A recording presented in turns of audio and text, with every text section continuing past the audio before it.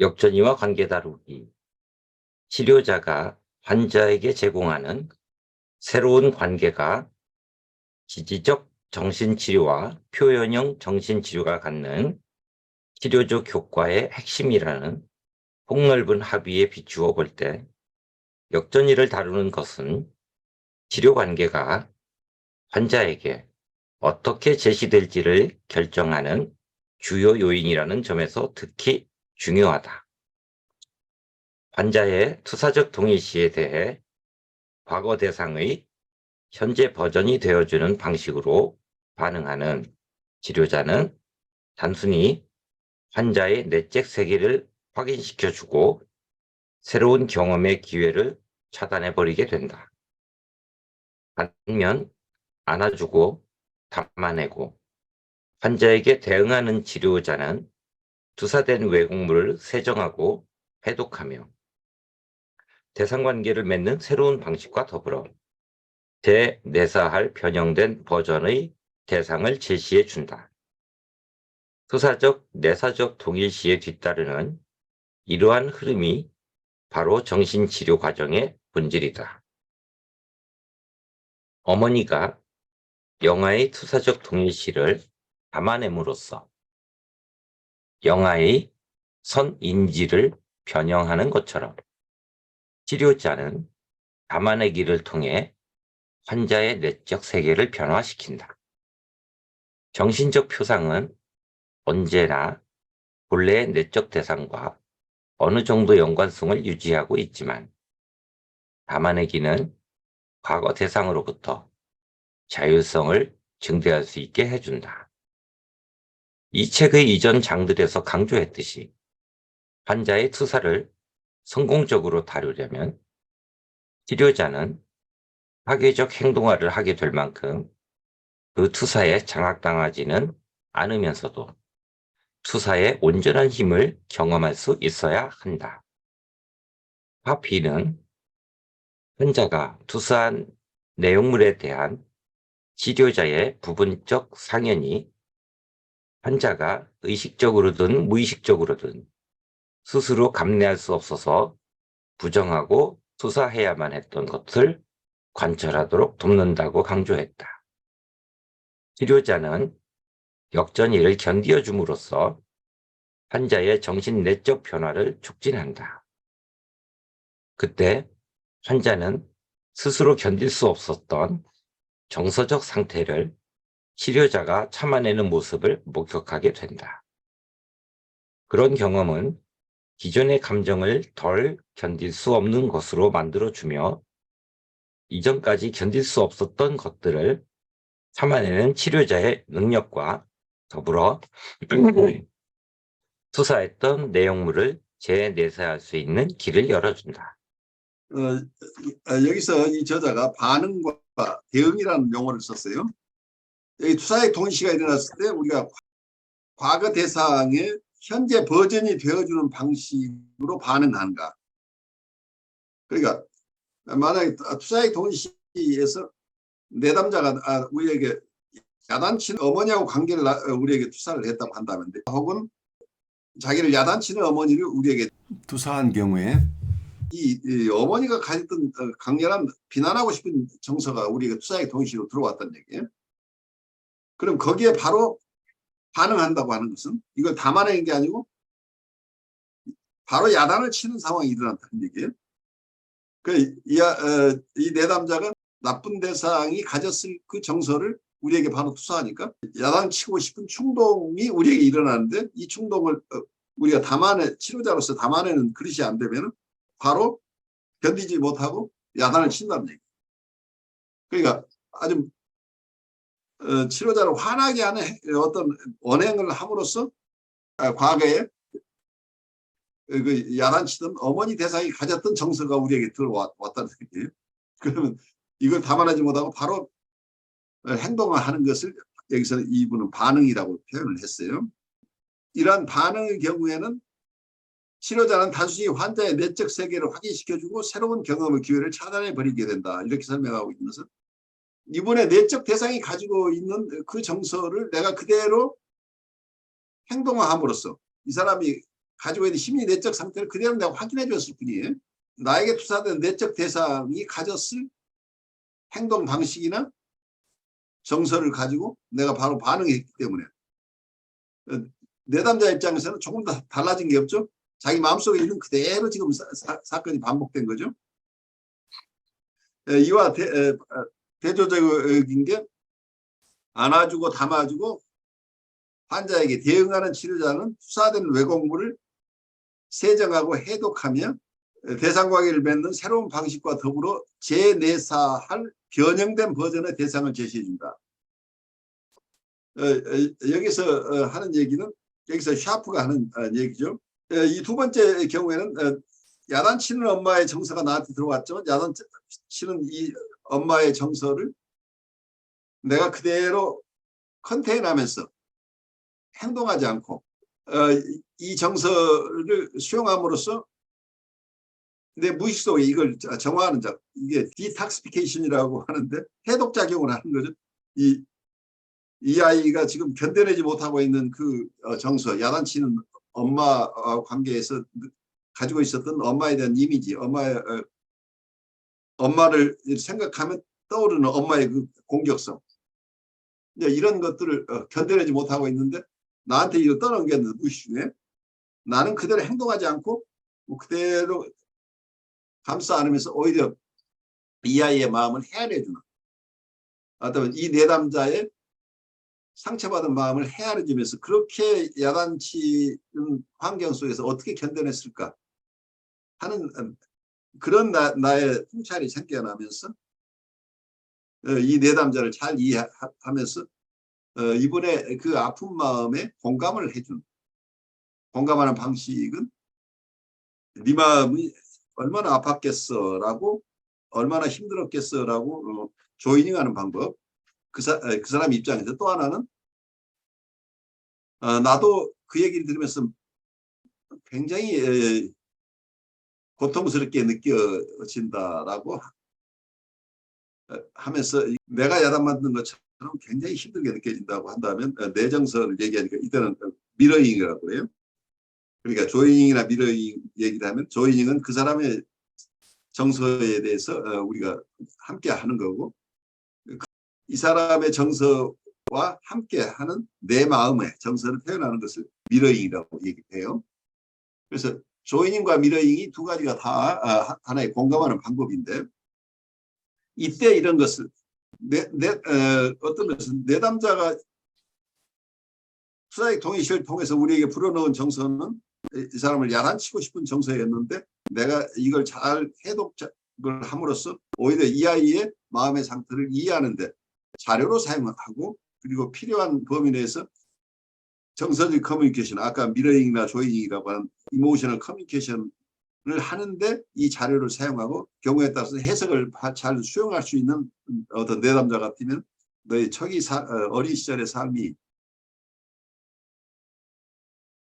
항상 공감받지 못하고 언제 야단맞을지 모르는 이런 어려움 속에 지내고 있었을 것처럼 생각이 된다라고 이렇게 해석적으로 접근하기도 하고, 여러 방식으로 어떤 기법을 쓰거나 결국은 이 사람에 대한 이해가 선행돼야 된다.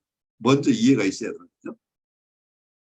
그 이해하는데 이 역전이를 우리가 잘 소화해낸다고 하는 게 이제 이런 거죠. 이 치료 관계 속에서 상담자가 내담자를 바르게 이해하는데 우선 초점이 있는데 그 이해하는 가장 중요한 과정이 역전이를 소화해내는 것. 그래서 바로 반응하는 게 아니고 대응할 수 있는 치료자를 여기서 필요하다고, 필요한 치료자라고 얘기를 하고 있죠. 그래서 샤프 얘기는 투사적 내사적 동의시에 뒤따르는 이러한 흐름을 바로 정신분석, 정신치료 과정의 본질이다. 이런 얘기는 투사라는 말과 내사라는 말이 얘기 나오죠. 그래서 이 사람이 나에게 투사했던 어머니의 이미지는 자기를 비난하고 야단치는 어머니의 이미지였는데, 내가 이걸 잘 소화해서 나의 태도는 이 사람의 뭔가 어긋장나는 행동 때문에 화를 내야 되는데 화를 내지 않고 오히려 내가 그렇게 행동할 수밖에 없는 내 마음을 잘 이해해 주면서 나에게 그 어려운 마음이 어떠했을까를 공감해주는 어떤 대상으로서 우리가 드러나면 우리가 다시 이 사람한테 내사되는 거죠. 변형된 이미지죠. 어떤 대상에 대한 이미지가 자기가 가지고 있는 나쁜 대상 이미지가 여기서 그 나쁜 부분이 해독된 상태로 다시 이 사람이 내사된다는 인트로젝션. 새로 어쩌면 그걸 과거의 원대상이 가지고 있는 배드 이미지를 바꾼다고 얘기를 할 수도 있고 어쩌면 또 새로운 좋은 대상을 내사한다고 이 얘기를 할 수도 있겠죠.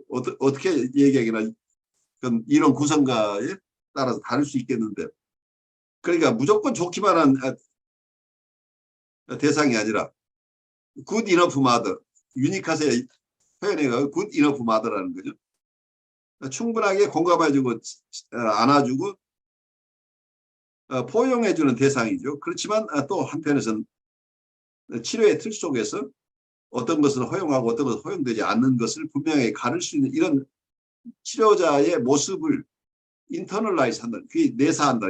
인트로젝션이라고. 그러니까 이 사람은 투사도 하지만 또 내사도 하기 때문에 투사할 때는 우리가 옛날에 그 모습대로 이 투사를 우리가 받아줘야 돼. 이걸 수용해줘야 된다는 얘기예요. 나는 아니야라고 해버리면 이 투사적 동의시가 일어나지 않게 되죠. 그 전이가 일어나지 않기 때문에 치료가 안 된다는 얘기예요. 그렇지만 그걸 충분히 수용하고 나서 내담자의 관계 자체는 이 내담자가 내적으로 가지고 있는 나쁜 대상 관계가 아닌 새로운 관계가 형성되면서 그런 새로운 관계가 내사된다고 얘기를 할 수도 있고 아니면 새로운 굿이너프 대상, 좋은 충분히 좋은 엄마가 충분히 좋은 대상이 내사된다고 하는 거죠. 그러면 이 사람의 내적 세계가 나쁜 대상이 너무 많아가지고 이 사람 고생스러운 좋은 대상이 생겨난다고 한다면 내적 세계의 변화가 일어난다. 이제 이런 얘기를 하고 있는 거죠. 근데 저는 이제 그 일상적으로 저희가 생활을 하거나 일을 할 때 어떤 대상과 어떤 교류를 하게 될 때, 항상 투사와 내사가 통하고 있다라고 배웠는데요. 저도 그거에 대해서 동감이 되고 있습니다. 만나기 좋은 사람이 있고, 만나기 싫은 사람이 있고, 예, 그렇죠. 만나기 좋은 이유가 있을 수도 있고, 그냥 좋을 수도 있고, 만나기 싫은 이유가 어, 어떤 붙잡히는 이유일 수도 있고, 자기도 모르게 그럴 수도 있고, 또 어디에 가면 그건 마치 어디에 가면 경치가 좋대. 그래서 거기 갔을 때 느껴지는 기분도 사실은 뭔가 셀프 안에, 자기 안에 들어있는 어떤 부분을 그 경치에 투사를 하고 그 투사라는 과정에 어떤 권위와 관습이 제 안에 들어있었기 때문에 이게 작동하는 거 아닌가 그 생각을 하고 그리고 이제 사람인 이상은 투사와 내사가 항상 활발하게 일어날 수밖에 없다고 느껴지거든요. 또 이제 한편으로 이제 헷갈리는 게 이제 투사적 동일시. 이제 어떤 나쁜 감정에 대해서만 투사적 동일시라고 대충 책에는 그렇게 나와 있는데 양쪽 다일 것 같은데 좋은 거 나쁜 거 다 결국은 투사적 동일시일 것 같기도 하고 저도 그 공감해요. 근데 대부분 임상에서 드러나는 건 나쁜 대상 관계가 주로 드러나는데 경우에 따라서 우리를 이상화해서 또 이상적인 대상으로 만들어내기도 해요. 굿이너프 마더라기보다는 많은 경우에 극단적으로 이상적인 대상을 또 투사하기도 해서 또 실망을 하는 이런 또 악순환이 일어나기도 하는데 어쨌든 투사의 동일시가 꼭 나쁜 대상만을 투사하는 게 아니고 좋은 대상을 투사한다. 저도 같은 의견이에요. 그렇게 보면 이제 어, 어떠한 그 극단적인 사람이나 어떤 그 범죄자 역시도 본인이 뭔가 즐거움을 찾기 위해서 그렇게 하는 걸로 봤을 때는 그 사람들도 범죄는 범죄고 사람은 사람이니까 그분들도 역시 있기는 다 있구나. 영원한 악마란 따로 있는 게 아니겠구나 하는 이제 그런 이제 자기 위치에 처해 그런 위로를 한번 이렇게 해보기도 하고요. 네, 근데 그 경우에는 어떤 쾌락이라고 얘기할 수도 있지만 또 한편에서 보면은 이 사람의 내적 대상이 견디기 어려워서 외부에 투사해버리는 경우에요. 악마가 왜 밖으로 나갔으니까 뭐 음, 이제 정신병적 상태에 가게 되면 그게 바로 편집증적인 상태가 아주 심화되면 이 투사한 것 자체가 이 사람의 실제 대상을 덮어버리는 거죠. 그러니까 정신병에 있는 사람들은 현실 검증 능력이 없다는 거예요. 실제 살아있는 사람을 보는 게 아니라 자기가 투사한 그 이미지 가지고 이 사람을 보고 있기 때문에 무서운 대상이 지금 외부에 악마가 밖으로 자기 안에 있었던 아주 무서운 대상이 밖으로 나갔는데 그럼 이 무서운 대상이 자기를 안에서 공격하는 게 아니고 밖에서 공격할 거 아니에요. 내가 이대로 저 사람이 나를 공격할 거라고 하니까 자기가 먼저 공격하는 이런 일이 일어나다. 그게 방어 시스템 많은 경우에 디펜스 시스템이기 때문에 이 사람은 정당한 거예요. 자기는 정당방위 한다고 느끼는 거 심리적으로 많은 경우에. 책에서 보니까 그 심지어 마피아들도 어떤 그, 그 자기들끼리 이제 총격전을 할 때도 보면 저 녀석들이 불의하게 우리를 건드렸어. 그 용서라는 책에선가 거기서 봤더니 거의 그 믿을 수 없게도 다 그렇게 느끼고 그렇죠. 또 한마디로 또 이제 길 가는 사람을 이제 협박을 해서 돈을 털거나 폭력을 행사했을 때도 그렇게 안 하면 내가 죽을 것 같았어. 너무 위험해 보였어. 혹은 정말 나쁜 짓 해서 돈 모은 사람 같았어. 뭐 이런 거짓말 하나? 이제 처음에 그런 생각을 했는데 네. 보니까 어느 정도 일리가 있구나. 이런 생각이 좀 들게 되었고 또 어떤 내 안에 악마적인 내적 대상을 투사한다고 봤을 때 그 악마적 내적 대상이 내 안에 있으니까 그걸 괴로워서 견딜 수가 없으니까 아무것도 할 수 없으니까 그러면 그거를 투사해서 밖으로 내보냈을 때 물론 이제 환상적인 내보냄이긴 하겠지만 그걸 내보냈을 때 그 고통으로부터 자유로워지는 그렇죠. 그게 어떤 쾌락의 상태로 그렇게 인지가 될 수도 있죠. 예. 그런 어떤 게 아닐까. 고통이 없는 상태니까 쾌락이라고 볼 수도 있는 거죠. 네. 상대적이니까. 꼭 쾌락이 플레소가 있어서라기보다 고통으로서 벗어난다는 거니까. 그건 네. 비교적으로 본다면 고통이 아닌 상태 그 이름을 뭐라고 부르건 자기는 거기서부터 자유스러워졌죠. 그러고 보니까 또 생각나는 게, 프로이트에서 말한 이 쾌락 추구. 이게 이제 어떤 성적인 추구, 섹슈얼리티. 그게 이제 어떤 그 극단의 친밀함, 극단의 안전함, 극단의 평화로움.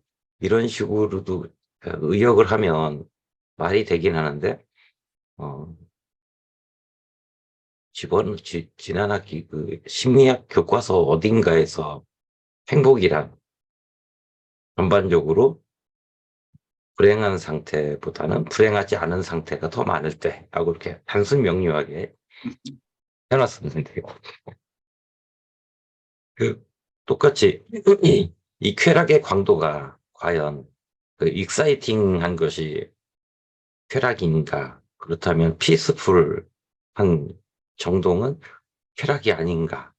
하는 그런 의문이 또 사실 들었어요. 근데 거기에 대해서는 아직 책에서는 물론 책을 잘 안 읽긴 합니다만, 책에서는 단서를 못 찾을 것 같아요. 왜 그건 닥터선이 논문 하나 쓰셔야 돼요. 아주 좋은 아이디어예요.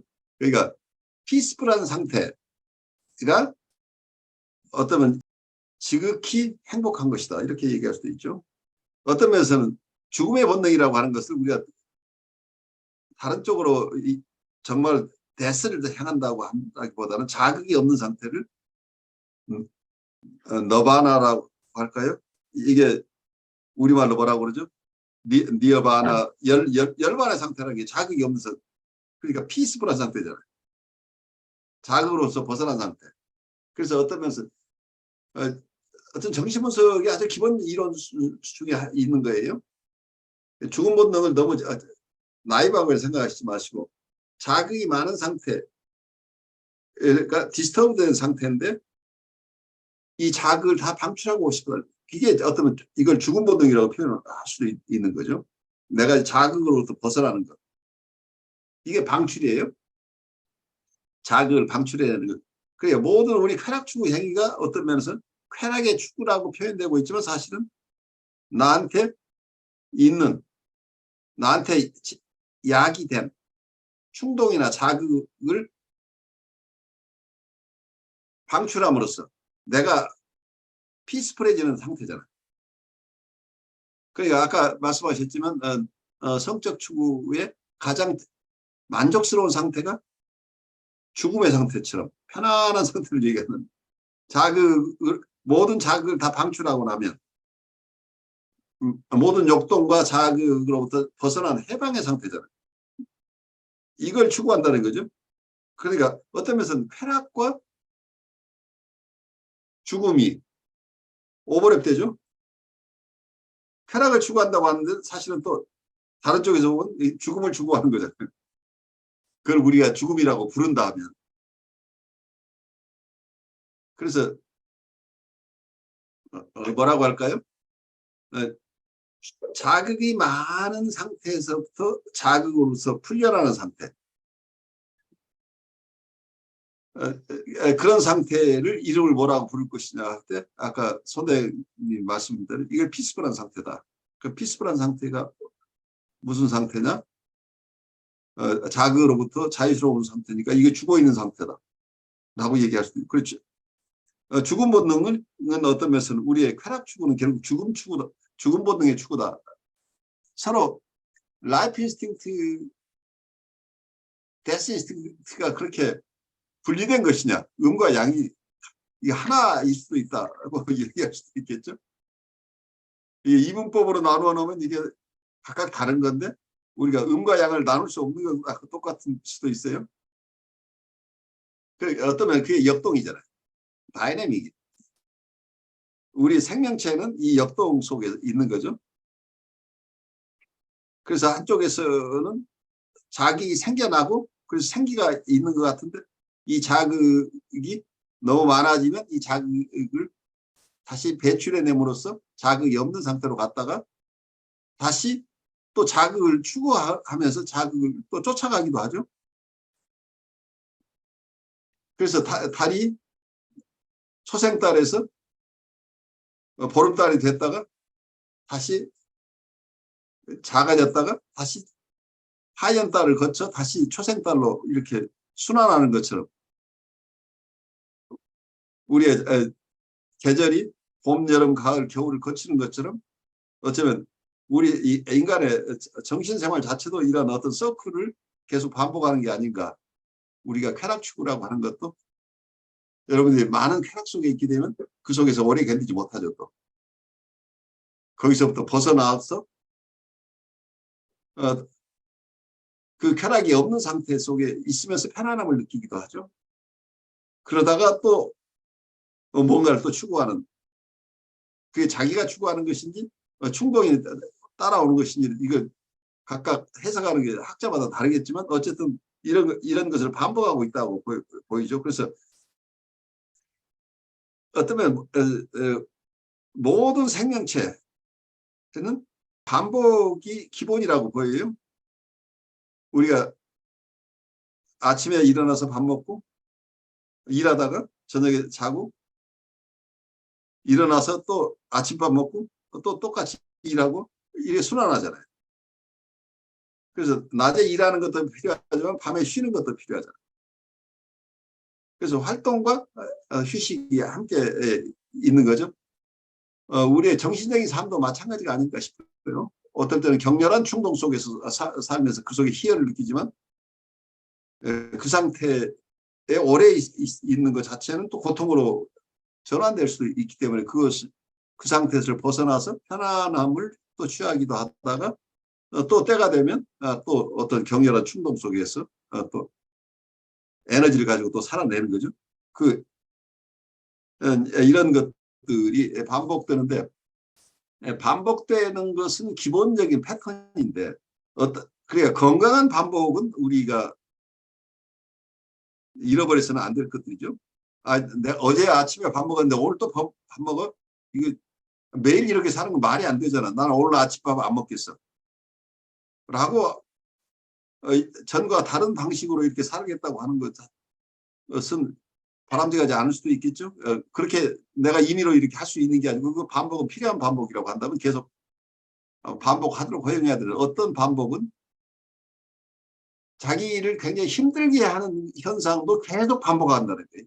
어떤 경우에 이게 다른 사람을 힘들게 하고 자기를 힘들게 하는 것인데도 불구하고 어떤 순환에 딱 들어가면 그 반복이 오토매티컬리 이렇게 돌아가는 거죠. 그래서 이런 반복 충동이라고 하는 게 죽음 본능에서 온다고 얘기하고 있는데 어떤 일반적인 현상 속에 건강하지 못한 부분도 이러한 반복이 일어난다 하는 측면에서 이러한 건강하지 못한 반복을 어떤 면에서 차단하는 방법을 우리가 연구하고 있다고 얘기할 수 있겠죠. 건강하지 않은 반복이 일어나는 원인과 그러한 반복에서 벗어나는 것을 어떻게 할 것인가, 벗어나는 방법에 대해서 탐구하는 게 어쩌면 우리의 심리치료나 정신분석에서도 관심 갖고 있는 분야가 아닐까 이런 생각을 해봐요.